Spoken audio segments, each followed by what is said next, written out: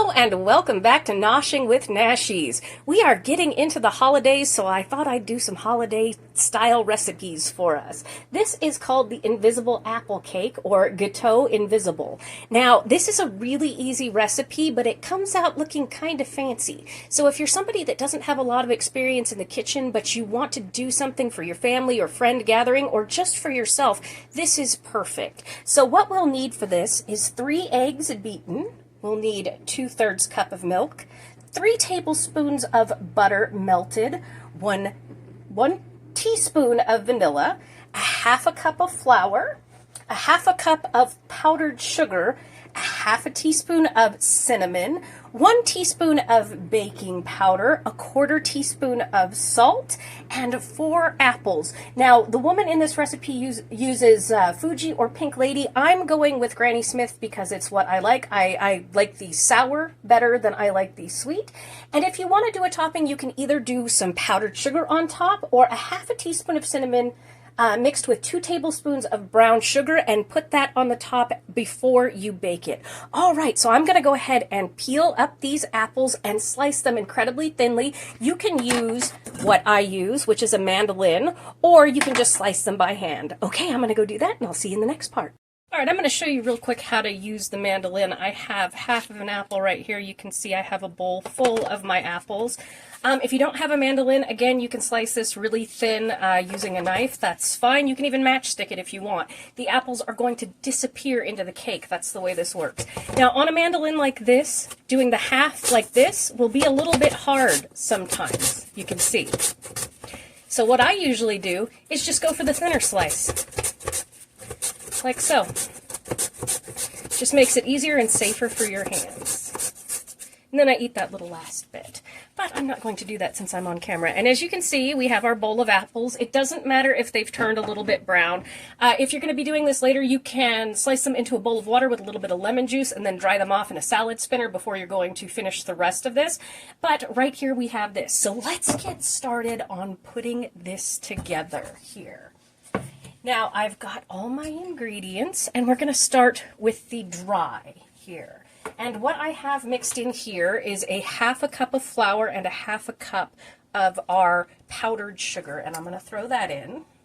And I've just kind of whisked it together with my fork. And then in here, I have my half a teaspoon of cinnamon, 1 teaspoon of baking powder, and a 1/4 teaspoon of salt. And we're just going to go ahead and mix that in. And you can do a little bit more cinnamon if you want to, because cinnamon and apples go together very well. And we're just going to mix that together.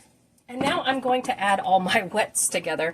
This is my, let's see, it's 2/3 cup of milk, 3 eggs lightly beaten, and 3 tablespoons of butter. So what I'm going to do is I'm going to go ahead and mix these all together. Right here. And then our melted butter. And then I'm going to add in I believe it says 1 teaspoon of vanilla extract, but I'm going to add a little bit more and just eyeball that. So you can see me do that here. Vanilla, cinnamon goes together beautifully. Right, and we are going to mix these together. And we want to work it together quick, and then we'll add our apples.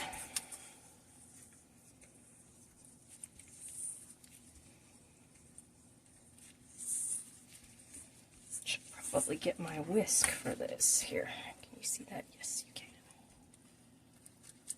It's weird getting back into the swing of filming after taking a little bit of time off, which I had to do because, oh, my hands were wrecked after Vlogtober. They were so dry. I mean, I was in and out of the sink doing those recipes, cleaning my bathroom, and thank you again to everybody who followed along and participated in my Vlogtober. It was wonderful. I'm not doing the Vlogmas, but I am going to put out a bunch of holiday stuff, so that should be a lot of fun. All right, now let's add our thinly sliced apples here. Woo, just going everywhere. You can see all the different sizes of that. And we're just going to incorporate this all together. Now, I'm about to get my hands in it because what I want is for this batter to go in between all of these apples. You don't have to do that if you don't want to. It's perfectly fine. we're just going to mix this all up together, like so. There we go. Now I'm going to put my hands in it. No, I don't think I have to. Everybody incorporated well. I was worried that the slices would stick together and some of the batter wouldn't get in there. And that's what we want. And I wouldn't say this is healthy. Obviously, sugar, flour, butter, eggs. It's a basic cake, but because of the fruit, it is a little bit lighter. So it's going to be kind of apple pie-y, which is nice. Let me go grab my bread pan here. Now, you can coat this with parchment paper if you like. Let me adjust back my camera a bit. There we go. You can line this with parchment paper, but what I did with mine was just spray it with a little bit of nonstick spray, and we're just going to pour this right in. I'm just going to place this right in, and I'll clean up the edges that have spilled over here. That's okay. We get a little messy. I've never made this before, so we're doing it together. Doing it and doing it and doing it well. Doing it and doing it and doing it well. Oh, this is supposed to be family friendly, my bad. All right, so there we have that, all nice and mixed together. And flat. Let's get you all in there. Now, it says to bake this for about an hour until everything's done. You want the top to be nice and golden brown is the deal with this. It may take longer. It's 350 degrees for about an hour, but start checking it at 50 minutes for doneness.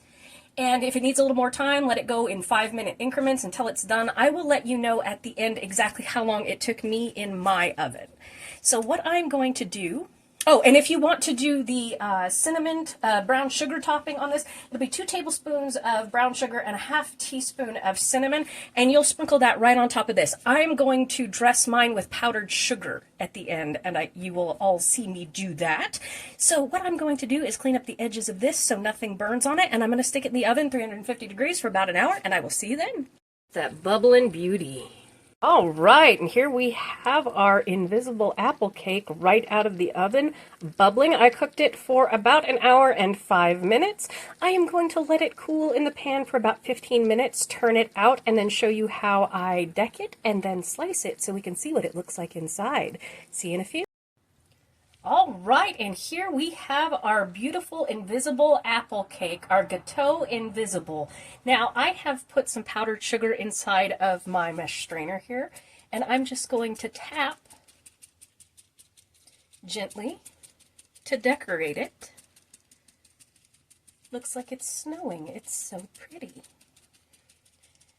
And see, if you put this on a table during the holidays, it will look fancy as heck with not a whole lot of effort or skill required. So impress your friends, your family, yourself with this one.